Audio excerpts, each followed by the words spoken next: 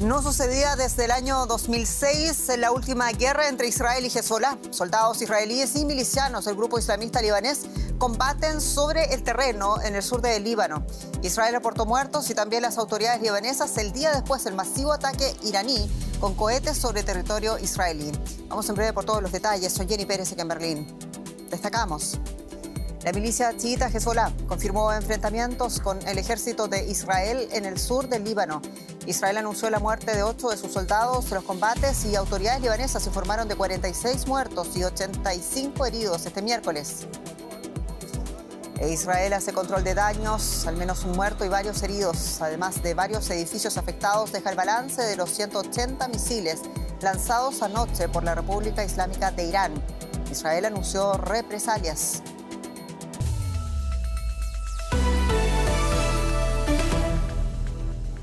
El ejército israelí informó hoy de la muerte de 8 soldados en combates cuerpo a cuerpo con milicianos del movimiento chiita Hezbolá en el sur del Líbano.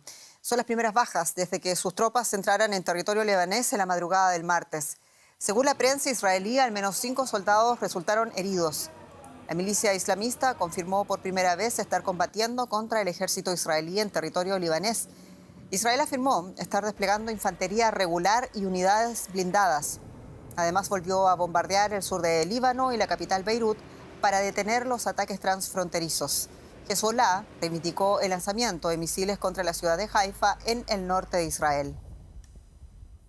Bueno, por primera vez Hezbolá reconoce combates directos con las fuerzas de defensa de Israel en el sur del Líbano. Queremos ampliar la perspectiva y lo hacemos con mi colega, el periodista Joan Cabasés en Beirut. Joan, saludos. ¿Y qué otros detalles se conocen de los combates donde han muerto, decíamos, soldados israelíes y cuál es la situación en general?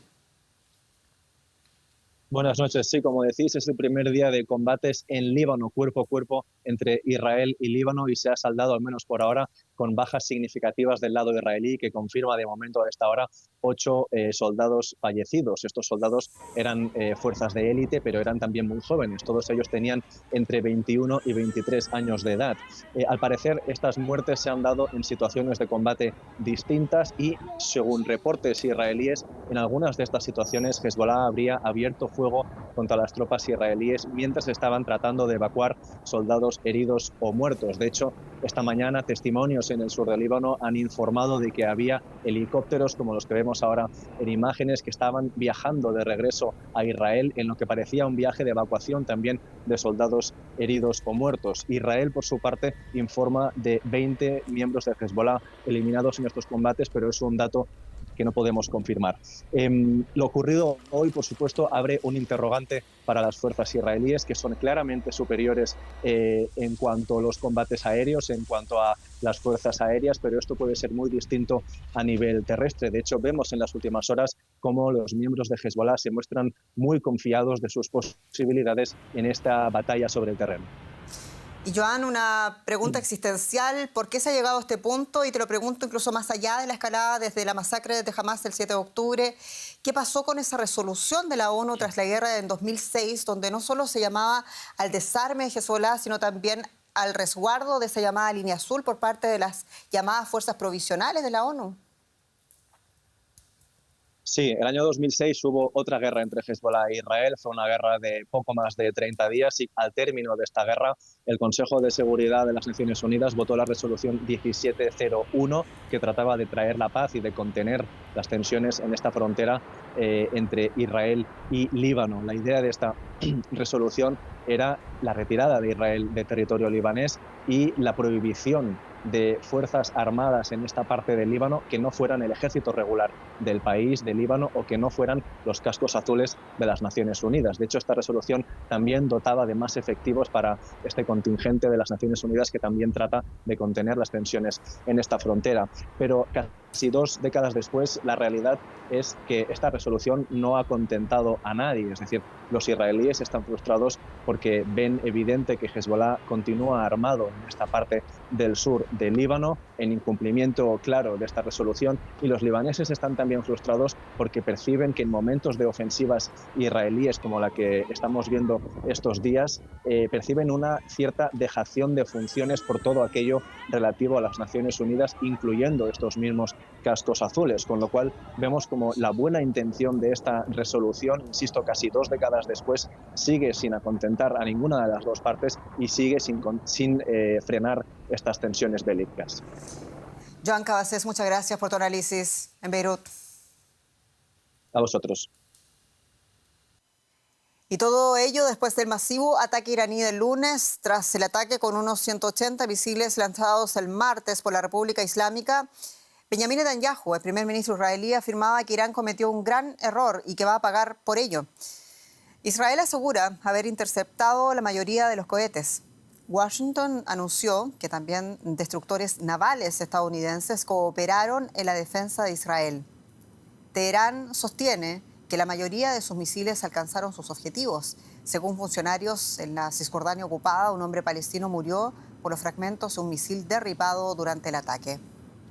Se reportaron además varios heridos y daños a edificios. Es la segunda vez que Irán lanza misiles hacia Israel desde abril en medio de un conflicto que se agudiza entre las dos potencias y también la milicia libanesa Hezbollah, respaldada por Irán. En este mercado de Jerusalén, los clientes trataban de recuperar la normalidad, apenas horas después de que su ciudad fuese atacada por misiles iraníes. Anoche pasé algo de miedo porque mis padres recién llegaron de Australia por las festividades y me siento responsable de su seguridad. Pero igual que dejamos atrás el ataque del pasado abril, también superaremos este.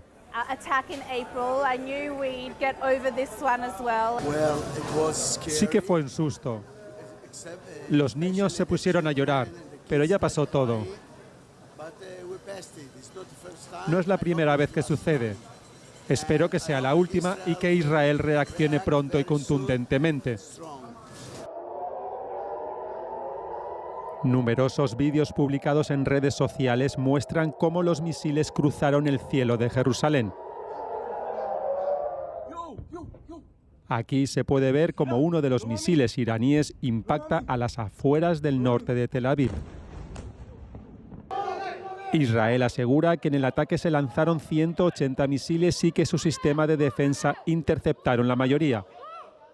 Mucha gente en Irán celebró la ofensiva. La Guardia Revolucionaria iraní se atribuyó la autoría de lo que afirman es la respuesta a los recientes asesinatos de los líderes de Hamas y Hezbollah, así como a las operaciones militares israelíes en Líbano y Gaza. Para el primer ministro de Israel, Irán cometió un grave error. Nos mantendremos fieles a nuestra máxima. A quien quiera que nos ataque, le atacaremos. Eso será así donde quiera que luchemos contra el eje del mal. La potencial respuesta de Israel preocupa a su vez a los ciudadanos de las calles de Teherán, la capital iraní. Personalmente estoy en contra de la guerra. Creo que la paz es mejor, porque al final es el pueblo, las personas, quienes sufren las consecuencias de la guerra. Estoy muy preocupado porque si Israel llevase a cabo una acción de venganza, eso conllevaría una expansión de la guerra. Es algo que preocupa a todo el mundo. Por otra parte, espero que si Estados Unidos deja de apoyar a Israel, Israel no se vengará. Sin embargo, la venganza de Israel parece inevitable, lo que podría hacer escalar aún más el conflicto, afectando a todo Oriente Medio. La pregunta ahora es si va a escalar la situación. El presidente de Irán decía: no busco una guerra con Israel. Queremos ampliar detalles desde Tel Aviv con quien ven, con la periodista Maya Siminovich. Maya, saludos. ¿Y qué más se sabe hoy de ese masivo ataque iraní sobre territorio israelí? ¿Qué cuentas sacan concretamente este día después y qué previsible respuesta prepara el ejército de Israel? Hola, Jenny. Hoy hay un poquito más de información, pero tampoco mucha. No es oficial, pero se sabe más o menos en los lugares en los que efectivamente hubo impactos directos de los misiles de Irán, y hubo algunos lugares donde impactó, en el norte de Tel Aviv y también en alguna otra ciudad, causando daños materiales grandes, no humanos, solamente el palestino que mencionabais antes. La respuesta de Israel, como decimos, parece ser que va a ser contundente, así lo prometen, y en la dinámica en la que estamos de ver quién disuade más al otro, este es el objetivo de Israel, lo han dicho. Hay muchos de los políticos de de la oposición y no de la oposición, que están pidiendo que se lleve a cabo un ataque a sus centrales nucleares, a su infraestructura, y esta es la conversación desde el punto de vista político. Un ataque quedaría en solitario porque Estados Unidos, el gobierno ya ha dicho, no va a amparar un ataque a centrales nucleares. Maya, actualmente hay 4 frentes de fuego, 2 donde el ejército de Israel tiene sus tropas. ¿Puede el ejército israelí pelear realmente en tantos frentes? Sí, en realidad los frentes abiertos, Gaza y el norte, son desiguales, como estamos viendo. En el segundo día de combates ha habido ya 8 soldados muertos. No es lo mismo que en Gaza, no es el mismo enemigo. Ahí están invirtiendo todas sus fuerzas el ejército. Y los demás frentes, Irán, desde luego, es enorme. De hecho, la ayuda que prestó a Israel Estados Unidos ayer fue muy significativa, pero también Francia, Gran Bretaña, Jordania y algún otro país árabe. O sea, que aunque no se diga abiertamente, Israel no está solo en estos momentos. Luego están los dos lados, están los hutíes y está Cisjordania. Y el ataque terrorista de ayer fue un símbolo de eso. Han muerto ya 7 personas aquí, no muy lejos de donde me encuentro. Maya, el ejército israelí combate también con violentas operaciones en la Franja de Gaza, donde se reportan decenas de muertos en las últimas horas. ¿Hasta cuándo más va a extender el actual gobierno israelí la guerra en el enclave palestino? La incógnita que todos querríamos tener resuelta. Lo que parece es que no van, ya no se está hablando ni siquiera de las negociaciones y de los acuerdos, ni de los rehenes. Se menciona de manera muy simbólica y de pasada. No se sabe, ¿no?, cómo se puede pactar nada con Hamás en estos momentos, cuando están invirtiendo tanto en una guerra que Hezbollah, además, ellos mismos dijeron al principio que no les concernía, con lo cual parece que hay un enredo y una escalada que no se ve por dónde va a parar esta cosa. Lo que sí, que Gaza permanece, ha pasado ya a un segundo plano, o sea que pasa todas las veces en todas las rondas de lucha. Y no sabemos qué va a pasar con esos palestinos. Pero bueno, en algún momento va a tener que acabar esto. Pero por ahora no se ve. Todo en punto suspensivo, lamentable escenario. Muchas gracias, Maya Siminovich, en Tel Aviv. Gracias, Jenny. Y las autoridades sanitarias de Gaza, controladas por Hamás, han elevado a al menos 90 el número de muertos tras una amplia operación aérea y terrestre israelí en Yan Yunis. Decenas de personas habrían resultado heridas. Israel afirma que su objetivo era Hamás, que perpetró la masacre terrorista del 7 de octubre de hace casi un año. Un rastro de destrucción allá donde uno mire. Los edificios de este barrio de Han Yunis quedaron reducidos a escombros. Sus habitantes siguen buscando cadáveres. Algunos vecinos están desaparecidos. Hay un joven al que no logran encontrar. Supongo que los podemos considerar ya mártires. Los palestinos que viven aquí afirman que soldados israelíes realizaron incursiones en 3 barrios, apoyados por unos bombardeos que tomaron a muchos por sorpresa. Estábamos en casa cuando escuchamos las explosiones y los aviones, así que no pudimos salir. Queríamos ponernos a salvo en el centro de la franja, en la costa o en Al-Mawasi, pero no pudimos por los aviones. Si salías de casa, te mataban los drones. Y toda la noche hubo bombardeos muy intensos, desde las 7 de la tarde hasta las 3:30 de la madrugada. Muchos heridos pudieron ser llevados al hospital, donde se reportó la muerte de un niño de 22 meses. Estos son los 2 únicos sobrevivientes de una familia entera. Estábamos en casa cuando cayeron las bombas. Solo este hombre y el niño sobrevivieron. La escalada del conflicto en la región hace que muchos apenas confíen ya en lograr la paz. Los gazatíes, que han visto morir a muchos de sus seres queridos, apenas pueden soportar ya el dolor. Y grandes repercusiones a nivel político internacional, porque mientras tanto miembros del Consejo de Seguridad de Naciones Unidas han condenado la espiral de violencia en Oriente Medio. En una sesión de urgencia debatieron medidas para desescalar el conflicto entre Israel, Irán y la milicia chiita libanesa Hezbollah, respaldada por Irán. Se teme que de no adoptarse tales medidas, el conflicto entonces pueda extenderse a toda la región.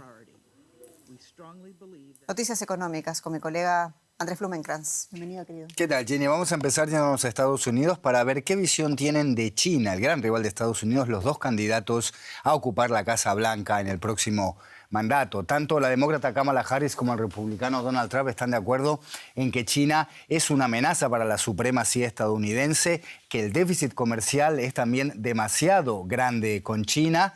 Sin embargo, Kamala Harris prefiere un abordaje un poco más diplomático. Trump ve a China como un enemigo.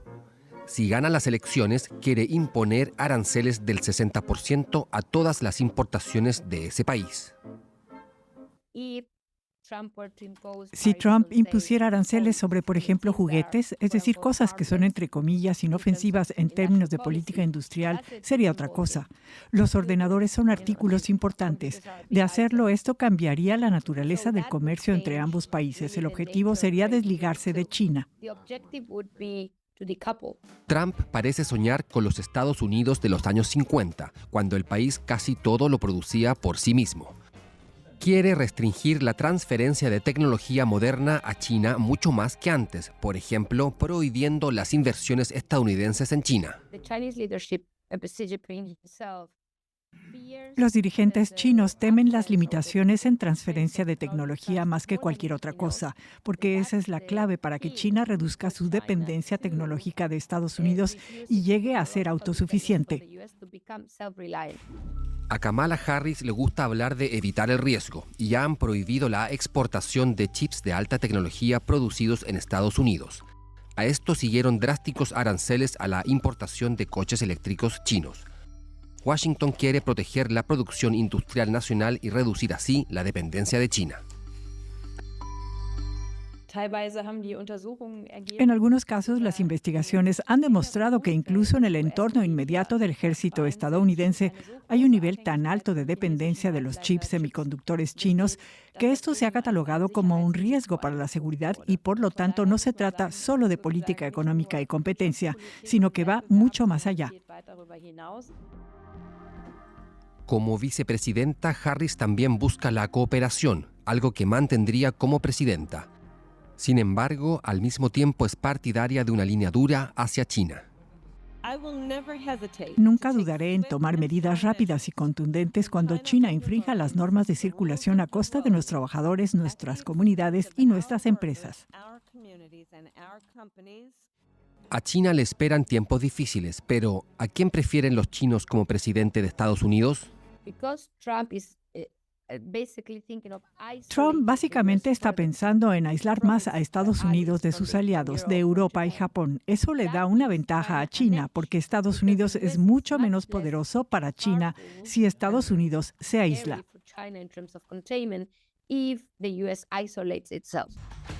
Los intereses comerciales deben estar subordinados a los intereses de seguridad. Esto vale tanto para Harris como para Trump. Y ambos quieren mantener la pretensión de liderazgo tecnológico y económico de su país, al igual que los dirigentes en Pekín. Y siguiendo paso a paso la campaña electoral en Estados Unidos y ahora concretamente sobre lo que se dice en cuanto a China, está nuestra corresponsal Ana Nieto en Nueva York. Ana, cuéntanos, resúmenos, ¿qué es lo más importante que están diciendo los candidatos sobre China en la campaña? Bueno, para empezar, ambas campañas se están acusando mutuamente de ser débiles con este país, pero realmente es Trump quien sin duda está dedicando mucho más tiempo en su campaña a una relación que presenta como un riesgo que hay que atajar y, si procede, atacar.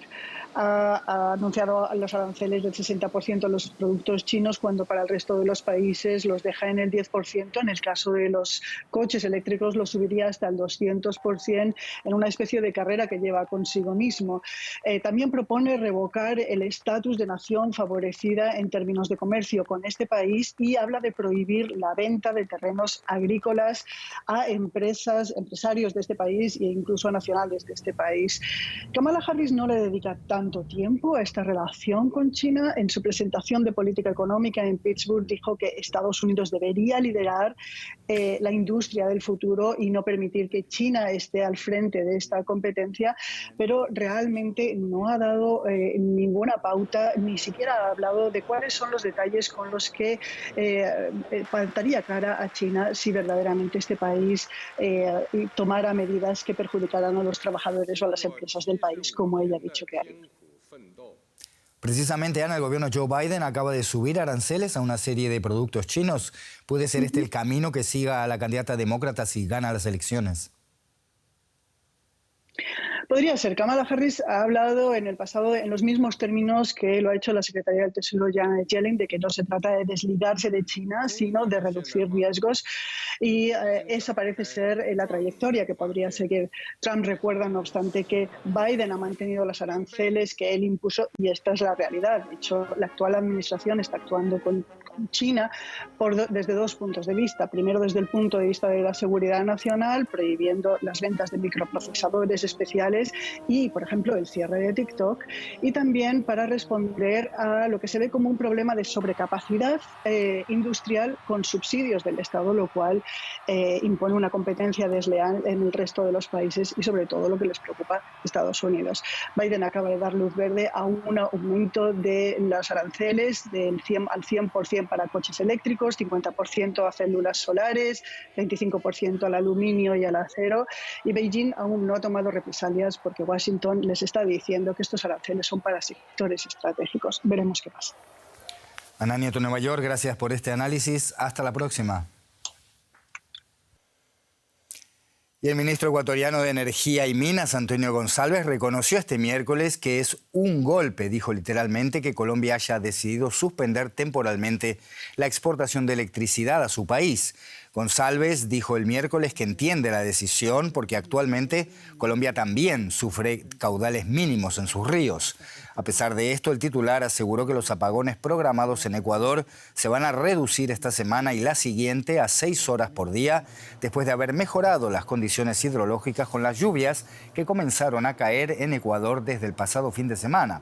González espera reemplazar la electricidad proporcionada por Colombia con una planta geotérmica instalada recientemente en Guayaquil y otra planta eléctrica flotante alquilada a una empresa turca.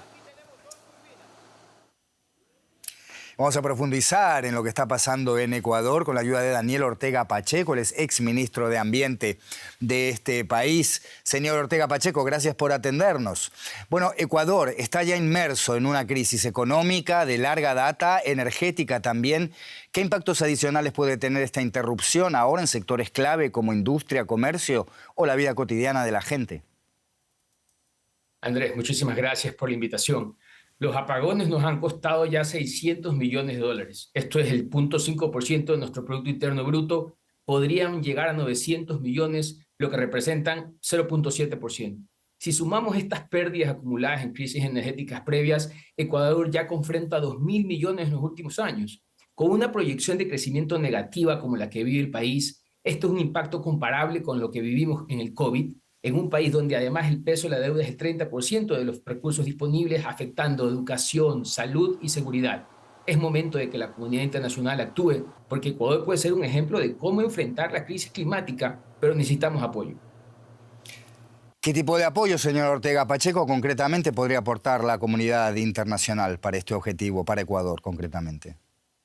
Existe un compromiso político mayor de movilizar $100.000 millones al año con motivos de la lucha y enfrentar el cambio climático. Ecuador es un claro ejemplo de vulnerabilidad. Por más que hubiese existido planificación, la situación de los niveles hídricos en nuestros embalses no pudiesen haber sido planificados. Ecuador depende un 70% de la energía hidroeléctrica y con embalses y mínimos la generación termoeléctrica ha elevado los costos, acumulando pérdidas que ya superan los 2.000 millones y podríamos inclusive además tener un crecimiento aún más negativo como país. Esto, sin embargo, si lo ponemos en positivo y se invierte en energías renovables a través del mercado de carbono y otros instrumentos, puede atraer inversiones privadas, generar 50.000 empleos y transformar una crisis en una oportunidad. Lo que logremos en Ecuador será un ejemplo global, pero necesitamos la cooperación internacional para lograrlo.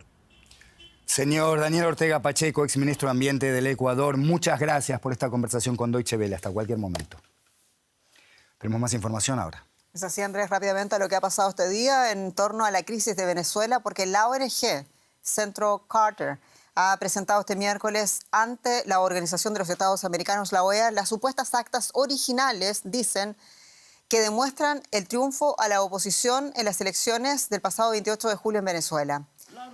El Centro Carter y una pequeña delegación de las Naciones Unidas fueron los únicos expertos electorales independientes autorizados por el gobierno de Nicolás Maduro para observar las elecciones. Y según las actas presentadas por el Centro Carter, Edmundo González Urrutia, hoy exiliado en España, cosechó el 67% de los votos frente a tan solo el 30% de Nicolás Maduro. Hasta la fecha, el gobierno venezolano no ha presentado las actas del proceso. Y según la ONG venezolana Foro Penal, en ese país hay 1.905 detenidos considerados presos políticos. A través de redes sociales, la ONG precisó que la mayoría de detenciones data del periodo anterior, o posterior, quiero decir, periodo posterior a las últimas elecciones presidenciales. Denunciadas como fraudulentas, recordemos, por esa opositora Plataforma Unitaria Democrática, que afirma que su candidato Edmundo González Urrutia es el presidente electo de Venezuela. La crisis postelectoral desató protestas que causaron, según el Ejecutivo, 25 muertes y más de 2.400 detenidos, cifra que supera considerablemente el Foro Penal. Desde el año 2014, esta organización ha registrado más de 17.500 detenciones políticas en Venezuela. Taiwán ha cerrado escuelas y oficinas anticipándose a la llegada del tifón Kraton, que se prevé toque tierra el jueves por la mañana. Hay al menos 2 personas desaparecidas y decenas de heridos vinculados a este tifón. Las autoridades evacuaron a casi 10.000 personas de zonas vulnerables como medida de precaución. El presidente taiwanés advirtió que el tifón podría causar daños catastróficos. Y los habitantes de algunas zonas de Sudamérica y de la región del Pacífico han podido disfrutar de este espectáculo poco habitual en el cielo. Y lo que están viendo aquí se conoce como anillo de fuego. Está causado por lo que se denomina un eclipse solar anular. En este caso, la luna se alinea entre el sol y la tierra, pero no bloquea por completo la luz del sol. El anillo de fuego fue más claramente visible desde el sur de Argentina, Chile, desde aquí, en la isla de Pascua. Y tiempo para despedirnos. Muchas gracias por su atención. Soy Jenny Pérez. Hasta pronto.